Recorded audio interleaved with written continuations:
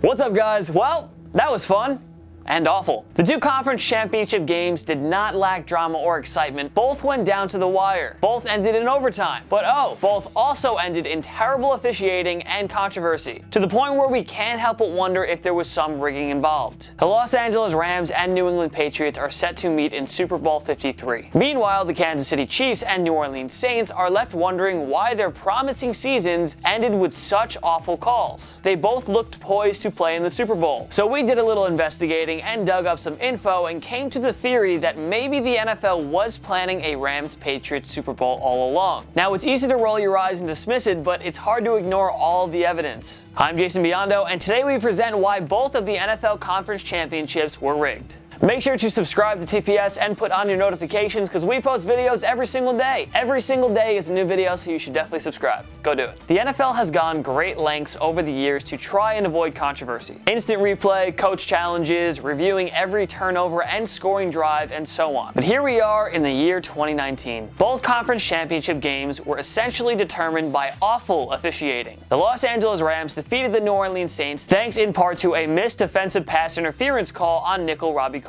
Aided by a Drew Brees interception, the Rams took advantage of the short field and clinched the NFC Championship after Greg Zuerlein booted the game-winning 57-yarder. As for the New England Patriots, they were once again the beneficiary of more controversial calls. 3 reviews went the Pats' way in the fourth quarter of their AFC title game against the Kansas City Chiefs. One of the Patriots' touchdown drives in the fourth quarter was kept alive on a pathetic and embarrassing roughing the passer call. Chris Jones was flagged for barely hitting Tom Brady on the chest here. The Patriots would beat the Chiefs in overtime after Rex Burkhead scored the game-winning touchdown. Third straight Super Bowl appearance for New England. No surprise there. And so the Rams and Patriots were gifted trips to the Super Bowl. The Saints and Chiefs were obviously robbed of what should have been well-deserved trips to the big game. No matter what happens in Super Bowl 53, football fans and writers will not forget the embarrassing officiating in the two conference championship games. I mean, it was so horrible that you can't help but think these two games were rigged. So let's start on the no call on robey-coleman that everybody's talking about. Drew Brees threw an incomplete pass to Tommy Lee Lewis that stopped the clock with 1:45 left. If robey-coleman gets flagged, the Saints get a fresh set of downs. With the Rams possessing just one more timeout, the Saints would have been able to run out most of the clock and let Will Lutz come on for an easy game-winning field goal. I mean, even our Madden recreation flagged the Rams for pass interference.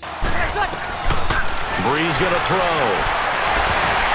And that'll be incomplete. We do have a penalty flag down, however. Let's see what that's about. Pass interference, defense.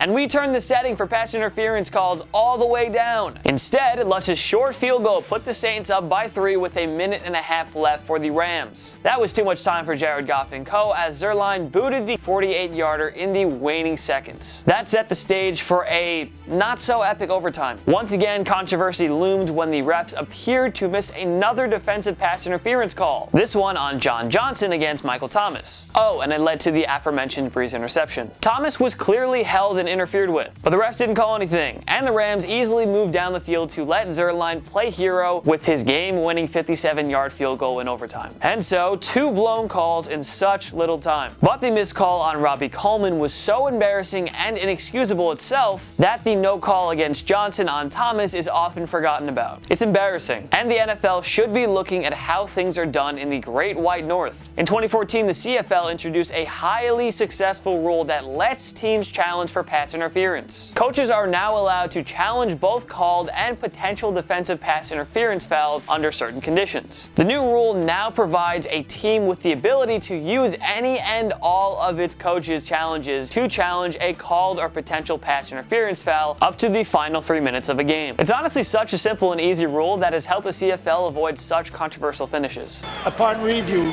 there was pass interference, Hamilton number 27. Why can't the NFL do this? Imagine how much backlash will be stopped. Think about the clean and fair finishes. There are literally no cons in adopting the CFL's rule for this. And as for the AFC champions, what can we say? The whole world knows what's going to happen when the officials have to make a close call in a big game involving the Patriots. It all started when Julian Edelman apparently muffed a punt, which the Chiefs recovered deep in the New England territory. View the play, you determined that the receiver did not touch the ball.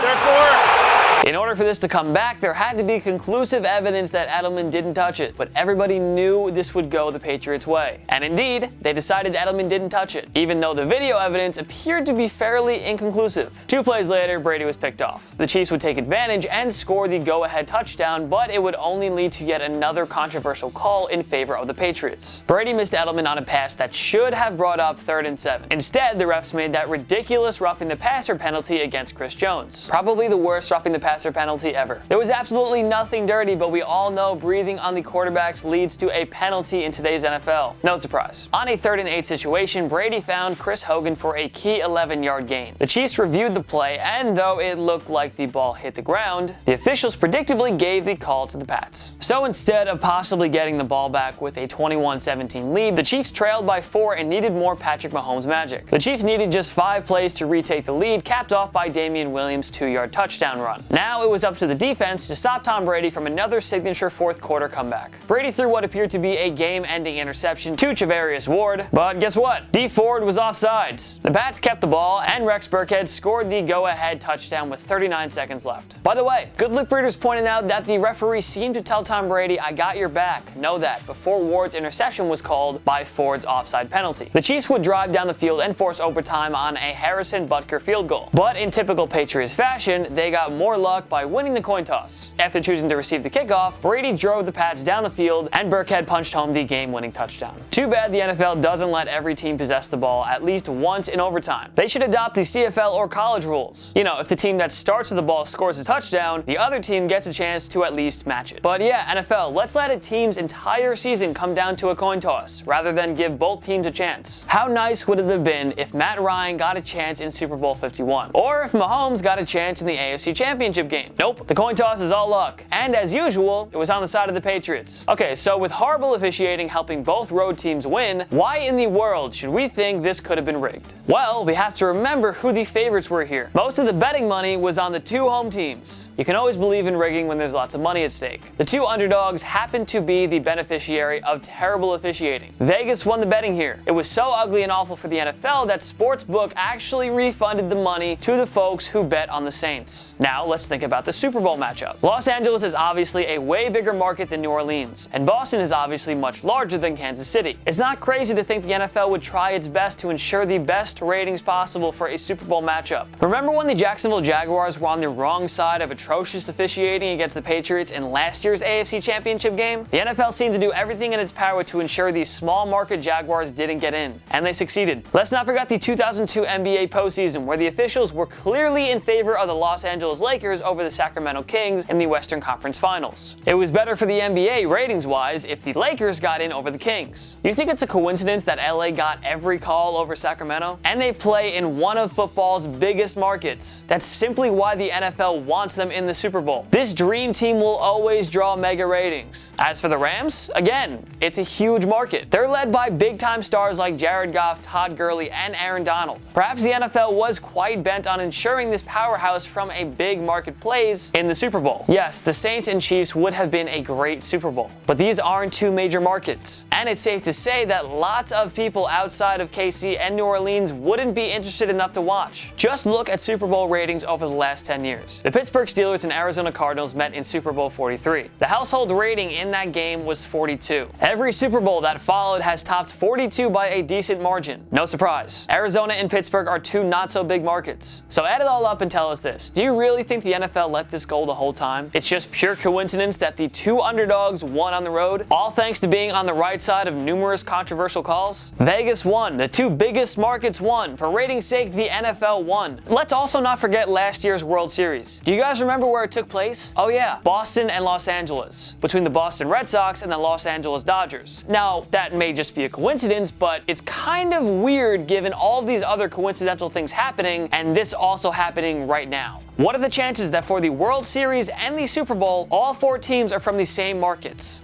It's kind of weird. Now, obviously, there were a lot of other controversial calls that people weren't talking about. There were penalties on both sides of the ball that did not get called. So yeah, you can say it's sort of fair because not everything got called. It wasn't just those few really big plays. But the thing is, those few really big plays should have been called. And not only that, it was directly in sight of the referees. So that's a problem. And the NFL knows this. And literally the entire world knows this. The Rams, the Chiefs, the Patriots, the Saints. Everybody is aware of it. Now, there are going to be a lot of Patriots and Rams haters here.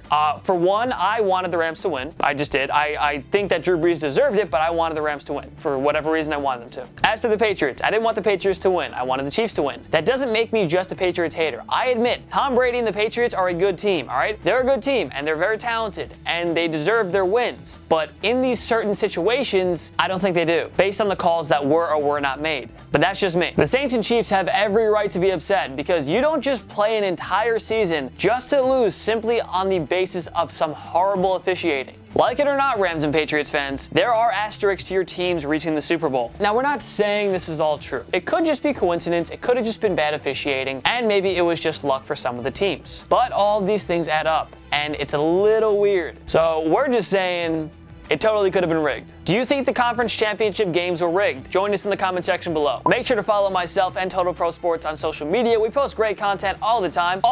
It's great. At least go check out our profiles. Like, go take a look, see if you like it, and if you like us, then follow us. And if you don't follow us. Either way, you're awesome, and we appreciate you, and you're a great person. And keep watching our videos, because we love that you watch them. If you like this video, make sure to like it. It takes one click right down there. One click, that's all you gotta do. If this is your first time around TPS, make sure to subscribe, because we post videos every single day. Every day is a new video, so you should definitely subscribe. Why would you not want good sports content every day?